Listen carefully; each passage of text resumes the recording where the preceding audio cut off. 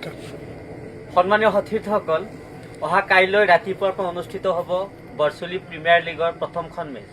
আৰু এই প্ৰথমখন মেচৰ যি হ'ব উদ্বোধনী অনুষ্ঠান থাকিব ৰাতিপুৱা 9 বজাৰ পৰা আমাৰ বৰ্ণাঢ্য কাৰ্যসূচী থাকিব। কিন্তু আমাৰ কমিটিৰ যিখিনি মানুহ, সেই মানুহখিনি আজি দিনটো গ্ৰাউণ্ডৰ কাম কৰি শেষ কৰিব পৰা নাই। এতিয়া নিশা প্ৰায় 8:30 বাজিছে। ইতিমধ্যে আমাৰ যি স্পন্সাৰৰ যি ছাইড স্ক্ৰীণ মই দেখুৱাবলৈ অনুৰোধ জনাইছোঁ। স্পন্সাৰ ছাইড স্ক্ৰীণ ইতিমধ্যে কেইবাটাও ব্যৱসায় প্ৰতিষ্ঠানে আমাৰ এই বিদ্যালয় ব্যৱসায় প্ৰতিষ্ঠানে আমাক এই মেচখন পৰিচালনা কৰাৰ ক্ষেত্ৰত সহায় কৰিব। তেখেতসকলক আমি এই বেনাৰৰ জৰিয়তে তেখেতসকলৰ নামসমূহ আমি ইয়াত ডিছপ্লে কৰিছোঁ। তাৰ লগতে এতিয়া আমি যাব বিচাৰিছোঁ গ্ৰাউণ্ডলৈ। নিশা প্ৰায় বহু হৈছে, এতিয়া গ্ৰাউণ্ডত আমি যাব বিচাৰিছোঁ। গ্ৰাউণ্ডমেনসকলে এনেধৰণে তেওঁলোকে এতিয়াও ফিল্ডৰ কাম এতিয়া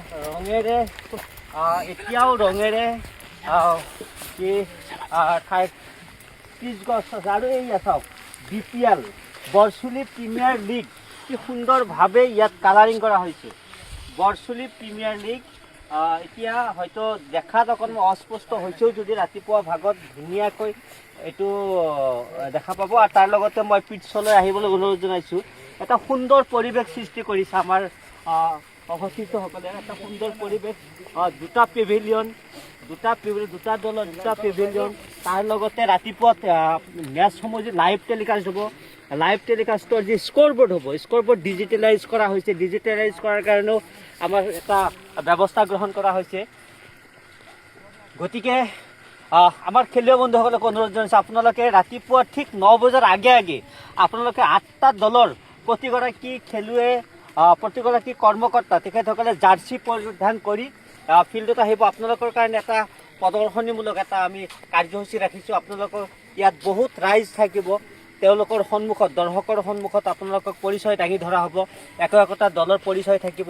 আমি মেনেজাৰকো অনুৰোধ জনাম আপোনালোকে ৰাতিপুৱা 9 বজাত আহিব। আৰু বিশেষভাৱে কাৰ্যসূচীৰ কথাটো ক'ম। কাৰ্যসূচীৰ কথা কোৱাৰ আগতে দুটা পেভিলিয়ন আছে, আমি পেভিলিয়নে যাবলৈ কালি যি দুখন মেচ অনুষ্ঠিত হ'ব, দুখন মেচ হাই ভল্টেজ মেচ দুখন। আৰু আমি মেচসমূহ এনেকুৱা ধৰণৰ অনুষ্ঠিত কৰিছোঁ, লটাৰীৰ যোগে হাই ভল্টেজ মেচ অনুষ্ঠিত কৰিছোঁ।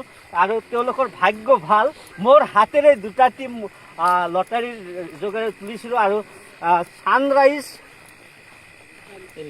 আৰু ৰাইনো 11 এইয়া পেভিলিয়ন, সুন্দৰ আটক ধুনীয়া পেভিলিয়ন। আমাৰ যি আমি বৰ্ড আছোঁ, বৰ্ডৰ জৰিয়তে এনেকুৱা ধৰণৰ এটা পেভিলিয়ন কৰাৰ চেষ্টা কৰিছোঁ। এইটো পেভিলিয়ন আৰু এইটো ছানৰাইজ 11ৰ পেভিলিয়ন। ছানৰাইজ 11ৰ পেভিলিয়ন ইয়াত থাকিব। গ্ৰাউণ্ডৰ পশ্চিম ফালে থাকিব ছানৰাইজ 11ৰ পেভিলিয়ন। তাৰ লগতে থাকিব ইয়াত থাকিব স্ক'ৰবোৰ্ড, প্ৰজেক্টৰ জৰিয়তে আমি স্ক'ৰবোৰ্ড ইয়াত দৰ্শকক দেখুৱাবলৈ যত্ন কৰিম ইয়াত। আৰু এটা সুন্দৰ পৰিৱেশ আৰু এটা পেভিলিয়ন ইয়াৰ ওচৰতে আছে, এইফালে ওচৰতে থাকিব স্ক'ৰবোৰ্ড, ইয়াত থাকিব পেভিলিয়ন। আৰু এটা ৰাইনো 11ৰ পেভিলিয়ন থাকিব ইয়াত। গ্ৰাউণ্ডৰ পশ্চিম উত্তৰ ফালে থাকিব ৰাইনোজ 11ৰ পেভিলিয়ন। গতিকে এটা আটক ধুনীয়াকৈ আমি এই মেচসমূহ অনুষ্ঠিত কৰাৰ প্ৰয়াস কৰিছোঁ। ইতিমধ্যে আমাৰ যিসমূহ কৰ্মকৰ্তা আছে তেখেতসকলক ধন্যবাদ জ্ঞাপন কৰিছোঁ। তেওঁলোকে এনেকুৱা উৎসাহেৰে আহিছে। চাৰিও ছাইডে কালাৰিং কৰা হৈছে, পতাকাৰে কালাৰিং কৰা হৈছে। আৰু ৰাতিপুৱা সোনকালে 9টাত আমি দলীয় 8টা টিমত পতাকা উত্তোলন কৰাব, তাৰ লগত উত্তোলন কৰাব বৰ্ডৰ পতাকা।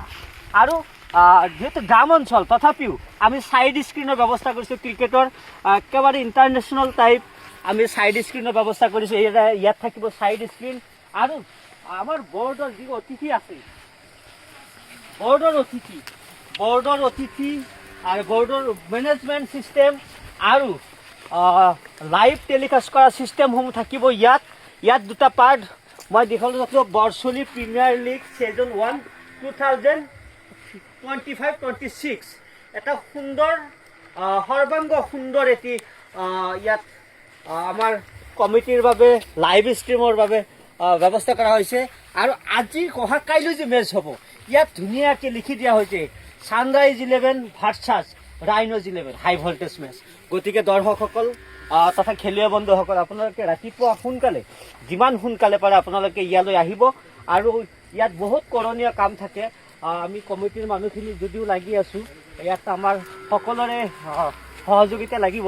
ইয়াত আমি পতাকাখিনি এনেধৰণে ৰাখিছোঁ যদি ৰাতিপুৱা সুন্দৰকৈ ইয়াত সুসজ্জিতভাৱে আমি সুসংগঠিতভাৱে খেলখনত পৰিচালনা কৰাৰ ক্ষেত্ৰত পতাকা য'ত যেনেকৈ লাগে আমি ব্যৱস্থা কৰিম।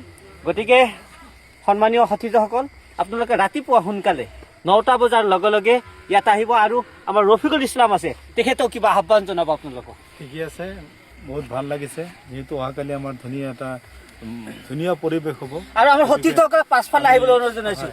সতীৰ্থসকলক পাছফালে আহিবলৈ অনুৰোধ জনাইছোঁ।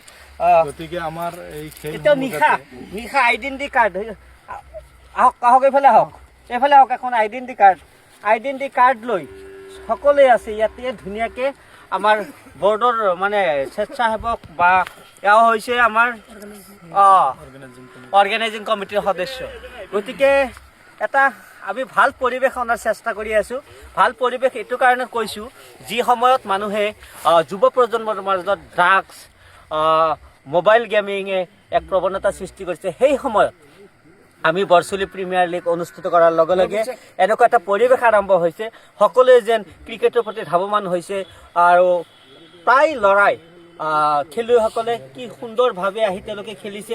এতিয়া এইকেইদিনত ধৰি আমি দেখিবলৈ পাইছোঁ ড্ৰাগছৰ প্ৰৱণতা হওক বা মোবাইল গেমিং হওক এইবিলাক কম হৈছে। গতিকে আমি সঁচাকৈ এটা যদি 32টা মেচ ইয়াত অনুষ্ঠিত কৰিব পাৰোঁ আৰু 2 মাহ জোৰা ছানডে বা ক্লজিং ডেট ইয়াত মেচ হ'ব, এটা ভাল পৰিৱেশ অঞ্চলৰ সৃষ্টি হ'ব বুলি আমি আশাবাদী। গতিকে অহা কাইলৈ আপোনালোকক পুনৰ লগ পাম ৰাতিপুৱা 9 বজাত। ধন্যবাদ।